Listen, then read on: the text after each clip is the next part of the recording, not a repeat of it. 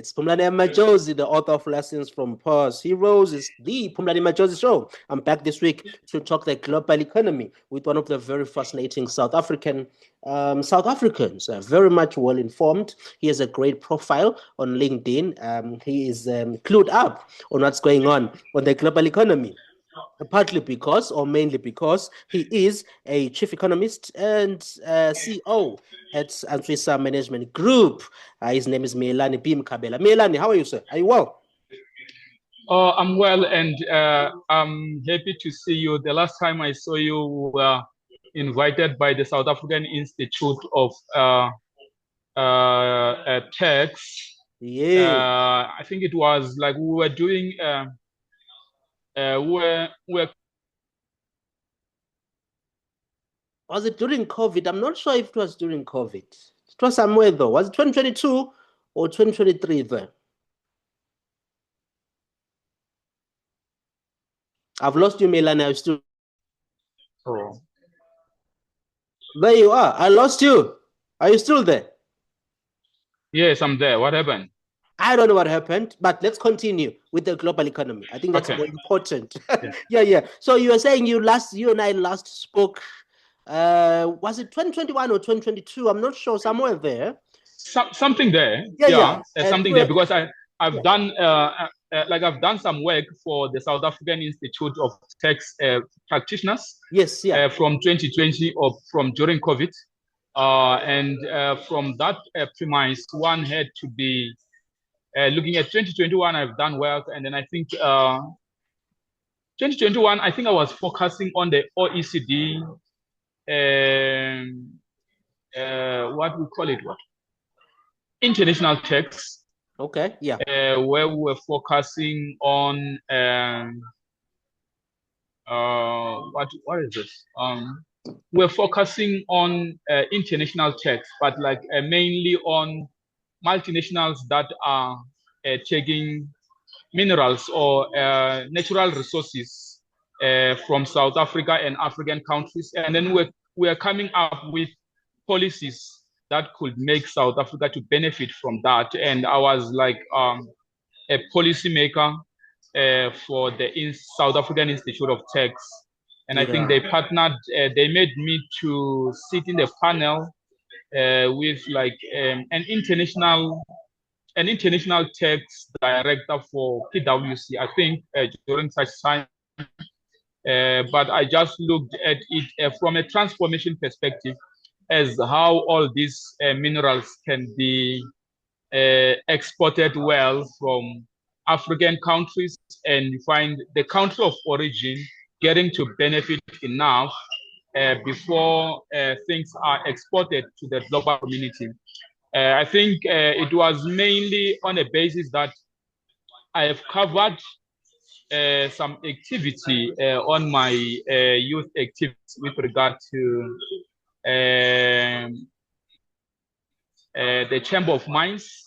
Yeah. So in like when I was 23 years, somewhere there, I started to be a young director for the Chamber of Mines Youth. Yeah. So it was under the training and development division of the Chamber of Mines. So I stayed there from 2020,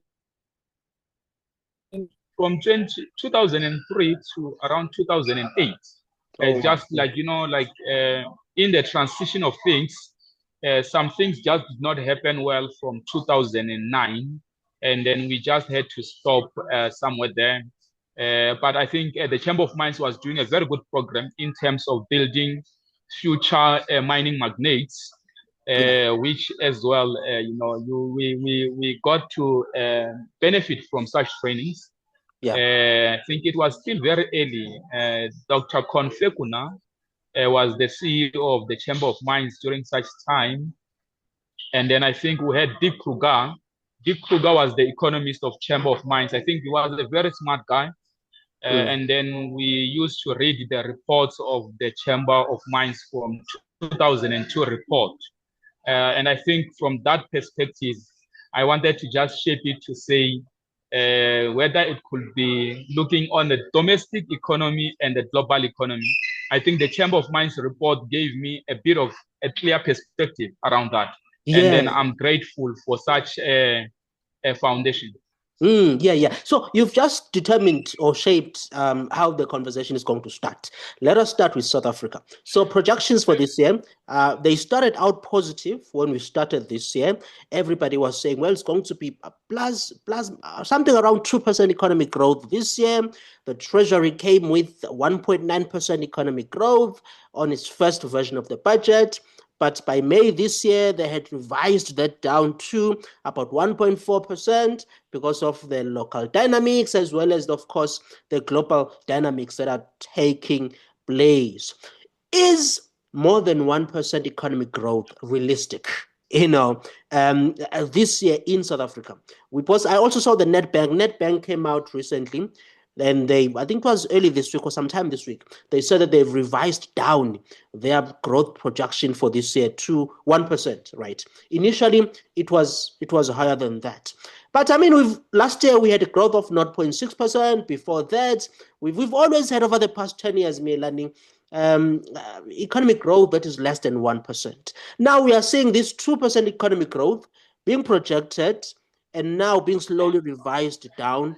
But can we really achieve something between, or say, more than 1% to 2% this year in terms of economic growth? Can we achieve it? Oh, thanks. Thanks so much. It's very interesting outlook that you are shaping. But perfectly, I can say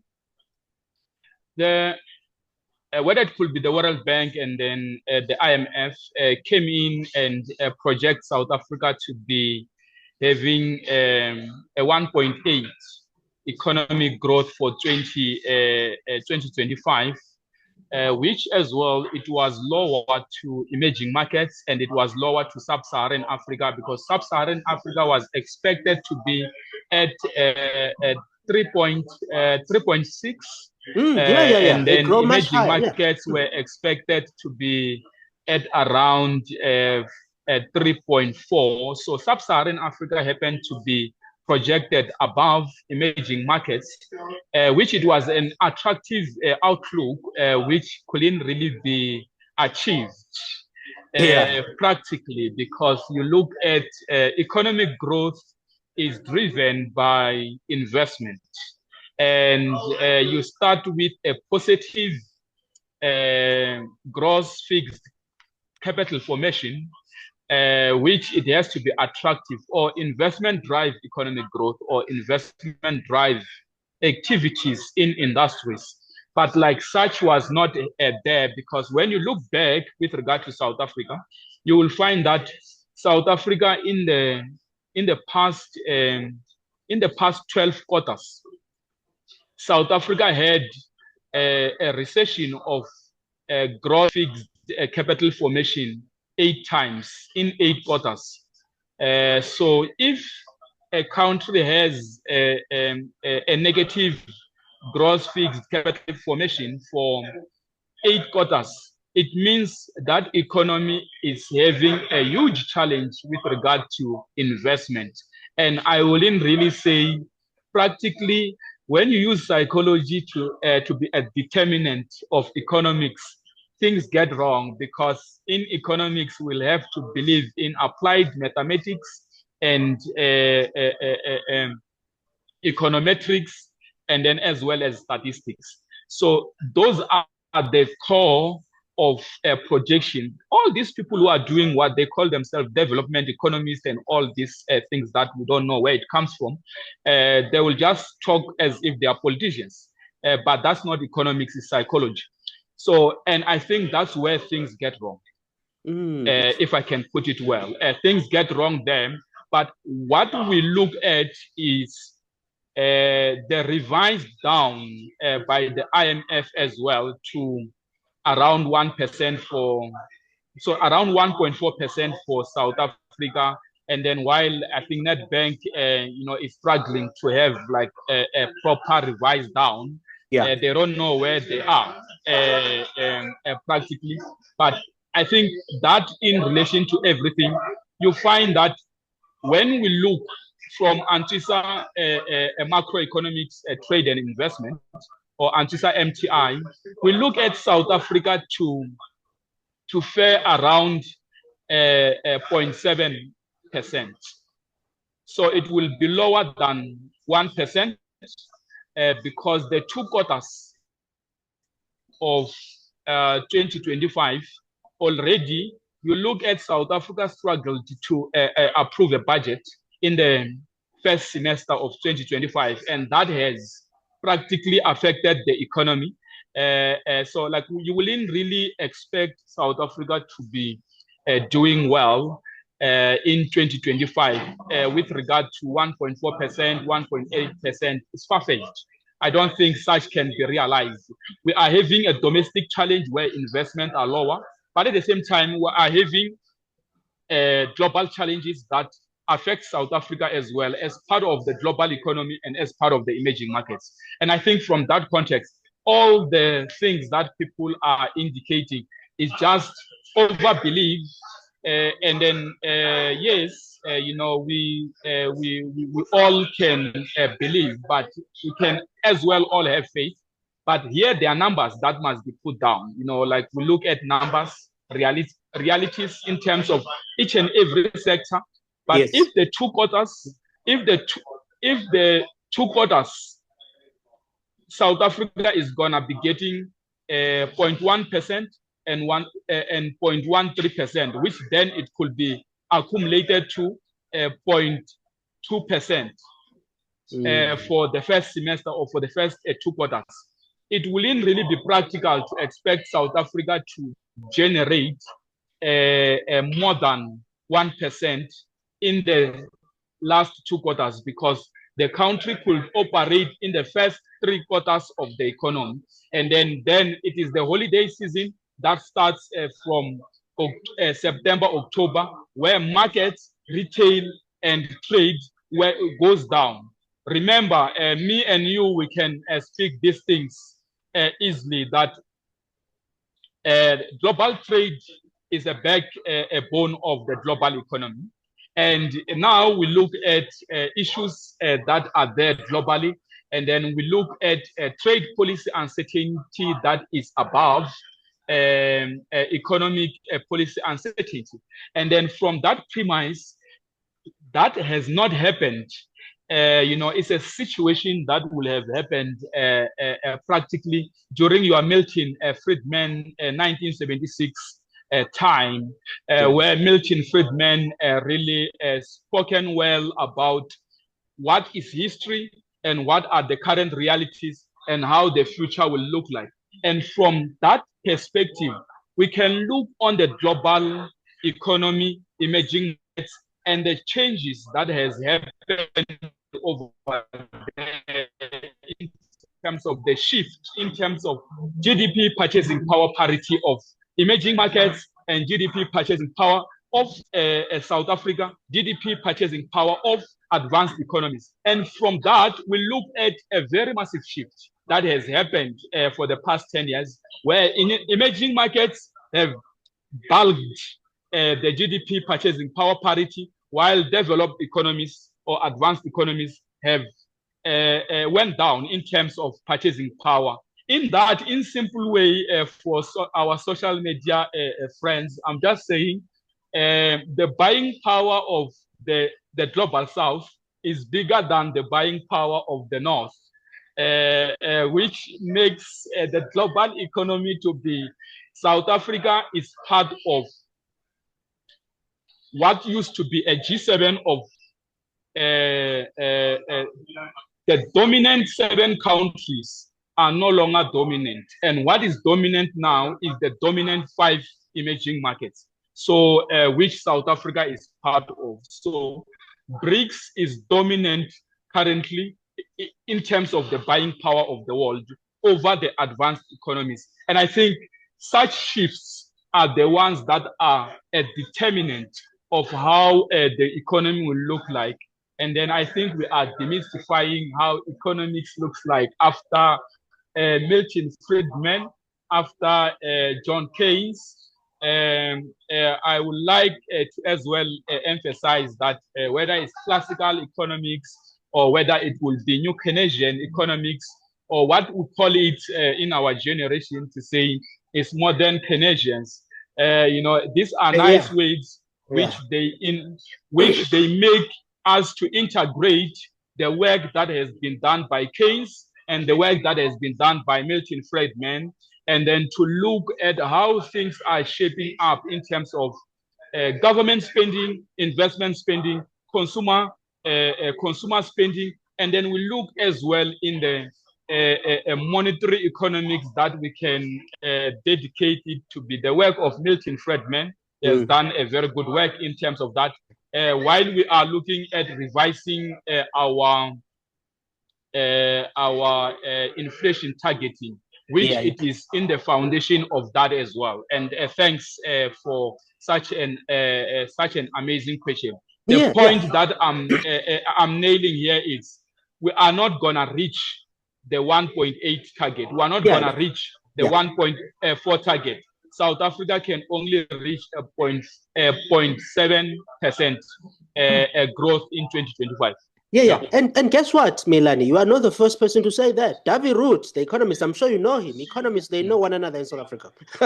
So I'm sure you know David Root. He has said the same thing, that the idea that we can have something of very much different from the recent years it's a fantasy, right? And I also do agree with him on that. But there's also one thing you are raising that is very important, Miyelani. And I've been beating a drum on this for a very long time, along with many other people. And that is investment. Investment is key in driving economies, right?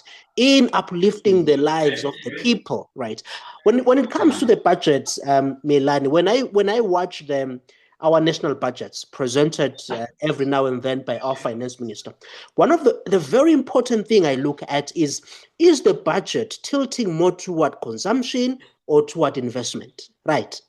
Because I mean, as I'm sure you do know Isaiah Mhlanga, the chief economist at Rand Merchant Bank. Yes, I know Isaiah. Isaiah is very good. Probably we come a long way with investment solution. So when Chris Hart takes over as the chief strategist of investment solution, then it was the one that took over after Chris Hart, who has probably handed the baton to Isaiah Mhlanga. So Isaiah moved from investment solutions or Alexander Forbes to RMB now, which we congratulate him for the work that he's doing there as well, in shaping the global perspectives as well. He is doing a very good work, and as well, he's solid in the work that he's doing. And apparently he sits on the advisory council of the presidential investment. Advisory board. But Isaiah says that investment is key, right? That we must reduce the focus of this thing of consumption, grants, social grants, investment. That's the key. And I totally do agree with him and yourself as well. I think when you are saying that, the South African economics needs to be reviewed, and to move from a welfare economics into practical developmental economics, where we can look at an economic strategy that could inspire growth. And I think that is something that is not happening, because if we have much of our investment or our budget dedicated into social welfare, social welfare does not grow the economy. Absolutely, because it is an amount that is we are more of a philanthropic economy.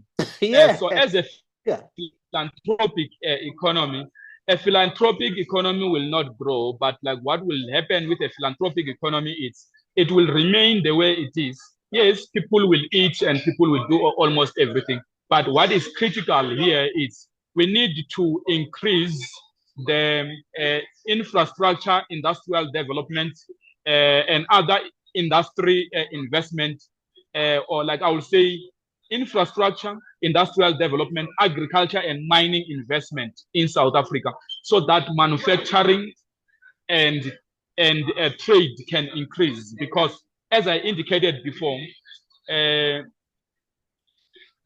global trade is a backbone of the global economy. Domestic trade is the backbone of the domestic economy. So from that, if we are not trading more to the global market, it means we are doing less that could help in creating jobs domestically. And 100%. by looking at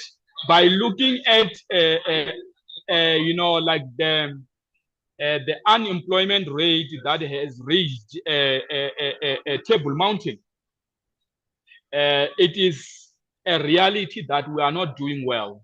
If unemployment rate at an expanded definition is about 44% and 33% at a modern economic definition, it means a lot of people are just working at Soweto, Alexander, Tembisa, Bubuletu, and all the other rural communities that we have, which that is not attractive, because we don't really need to look like Nigeria, where you have a PhD that is not employed.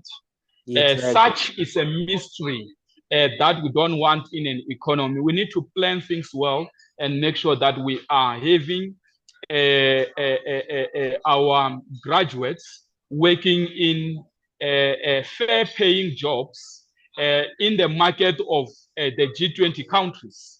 Because we are part of G20 and we can't really be going to G20, and when we come back, we don't really have the salads at home locally that are eaten at G20. So we need to, we need to be part of G20 domestically. But I see that you have adapted to G20 economists, because I see all the books. There is China, there is Nelson Mandela, and then I see lessons from the past heroes. Then you continue to be graduating and getting crates of certificates that we congratulate, and so that you uplift our economy. Yes, I mean, that's what we should be. If we can get more citizens like you and I, citizens who are really who can be productive, who can advocate for, the right economic policies to uplift our people, right? Now, let's move to the US quick here, Miyelani. So, Jerome Powell, the Fed chair, he was on Capitol Hill in Washington, D.C. this week to testify on the state of the economy, of the U.S. economy. And he said, and I quote, "The economy is in a solid position, the unemployment rate remains low, and the labor market is at or near maximum employment." That's what Jerome Powell, America's central banker, top central banker, said. He also said that inflation has come down a great deal. That's what he said, Jerome Powell. And of course, U.S. unemployment rate is at 4%. Their economy grew by 2.8% last year. So it's been growing in recent years around 2.5 to 3%, something like that. But how do you see the U.S. economy, especially under Trump? How is it likely to do, especially this year and beyond? Yeah, I think one thing that you can't take from Donald Trump is he understands business. He is a deal maker. When you look him back from the apprentice, he is really a pure capitalist, which he's just from the womb of Adam Smith, which he looks on the wealth of the nation. There's nothing wrong that the Americans are doing, but there is so much wrong.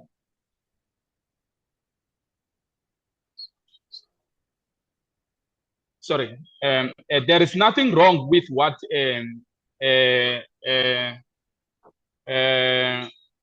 the United States economy is doing, or the president of America is doing. But I think what we need to focus on is to attend on what are the other presidents of the world doing for their own economies. Because the president is the president is appointed by a country. So the president of South Africa needs to look after the South Africans, and the president of America must look after the Americans, and the president of China must look after the Chinese. And the Chinese are doing well because they are managing to do their work over all the economies of the world. But what I can tell you is America will do well regardless of who becomes the president. But what we can say is the next president of America is expected to do more with regard to international relations. What I see currently with the US economy, the US economy has a strategy to limit China to be the biggest economy in the world.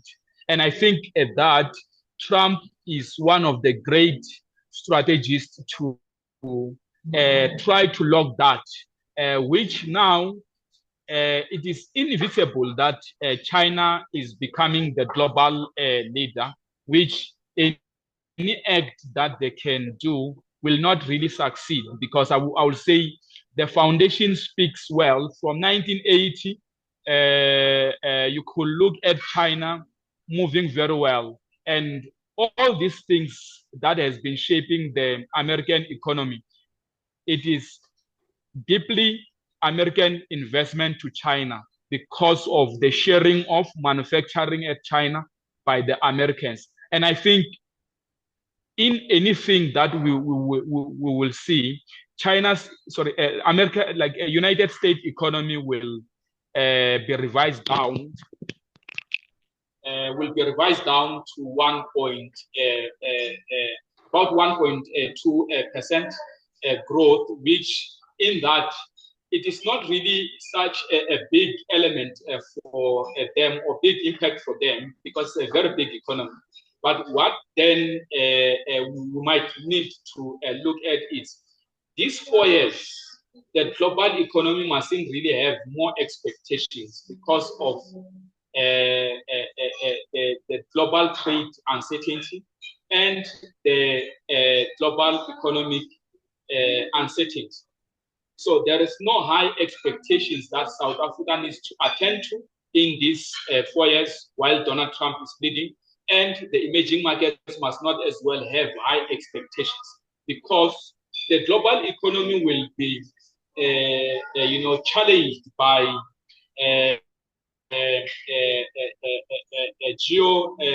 geopolitical fragmentations or economic fragmentations of the world. All these wars that will be there, it is just the shifts that are happening. And I wouldn't really think it is as well something that South Africa must have more expectations from it, because wars will continue. I mean, like we had Russia and Ukraine, and then we had Israel and Palestine, and then now we're having Iraq and Israel, where America has as well got to be a tripartite in that kind of war. And I'm just saying, in the mix of things where wars are becoming so popular in these 4 years, global trade, or me and you, we can as well indicate GDP. It's a model that has been developed after wars or during wars to look at how is production taking place at different regions where there are wars. If production is lower, it means that area is captured by the war troops. And I think from there, we will have to understand that we are in war now, and then other markets are not going to do well. And investors will not really put or allocate investment now during wars. So we don't know what will happen with China. We don't know what will happen with US. But Europe is a good market to invest on now, while Africa will not really be a good market to invest, because when North America, China, and Europe are not done with investment, they are not going to come and invest in South Africa, or in Africa as a whole. So we come out as sort of a third tier investment. What remains comes into invested in the African markets. Yeah. Where maybe we can start looking at domestic or African pension funds or institutional investors to attend in investing on the local market, which I think that it is something that we need to do as an African market or as South Africa.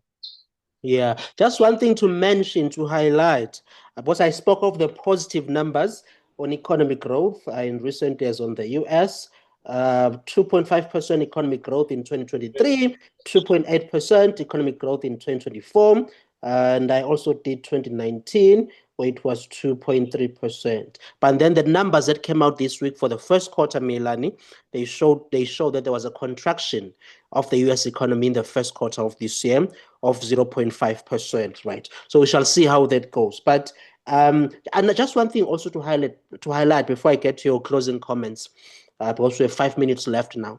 I understand when you say yes, China is really, it's basically a global force now, right? It's a powerful country on the global stage. But in recent years, they've faced challenges on their economy. When you look at their real estate sector, the property sector, it's been plummeting. It hasn't been going well there. In 2010, China grew by 10.6%. This is annual economic growth. In 2023, it was 5.2%. In 2015, it was 6.9%, right?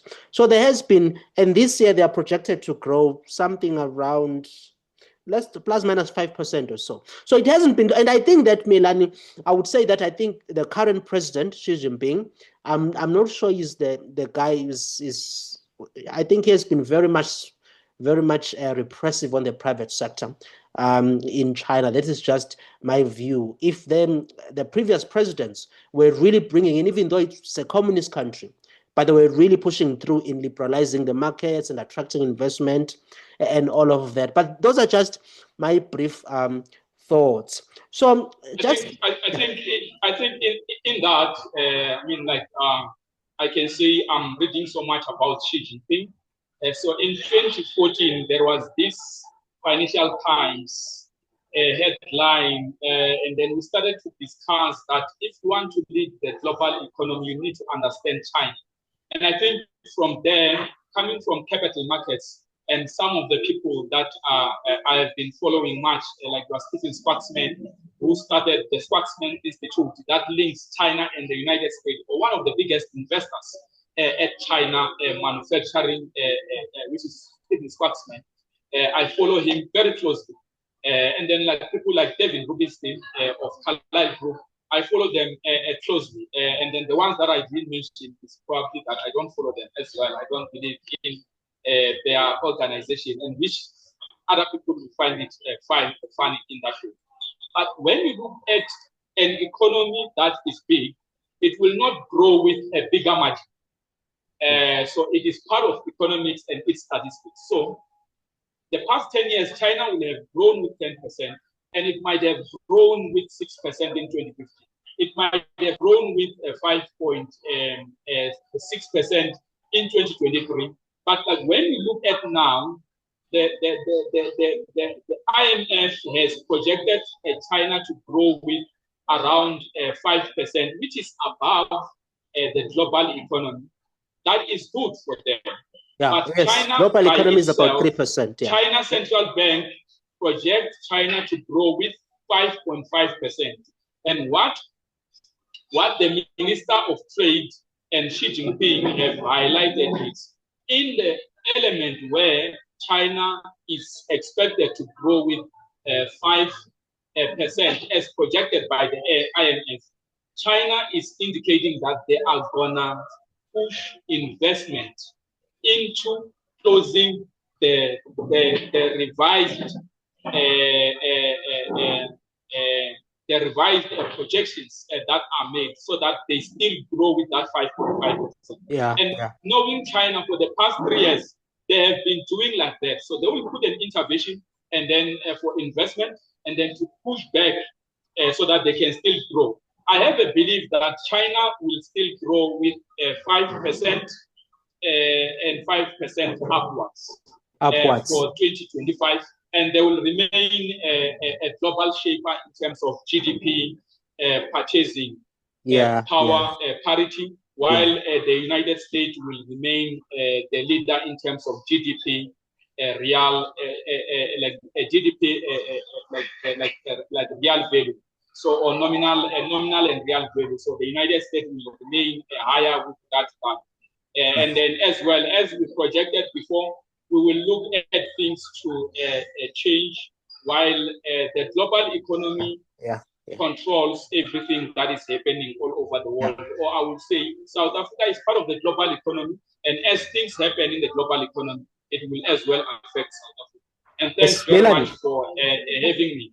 Thank you, Miyelani. Great to talk to you. We have less than a minute left. So great to talk to you. Miyelani is Miyelani Mkhabela, the CEO and economist at Antswisa Management Group. It was awesome to talk to you, sir. This is Phumlani M. Majozi of the Phumlani Majozi Show. We'll chat soon.